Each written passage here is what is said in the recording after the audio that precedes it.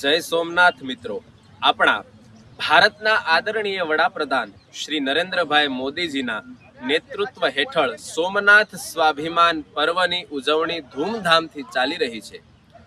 આ ઉજવણી સોમનાથ મંદિરના 1000 વર્ષ પૂર્ણ થયા એ નિમિત્તે છે, જેમાં 72 કલાક ઓમકારની ધૂન ગુજરાતના બ્રહ્મર્ષિઓ દ્વારા કરવામાં આવી રહી છે।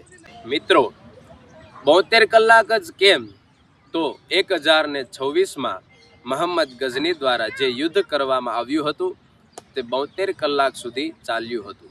માટે આજે પણ 1000 વર્ષ બાદ એ વિધ્વંસના સમયને શાંતિના સમયમાં પરિવર્તન કરવા માટે 72 કલાક સુધી સોમનાથ મહાદેવના મંદિરમાં ધૂન ચાલી રહી છે।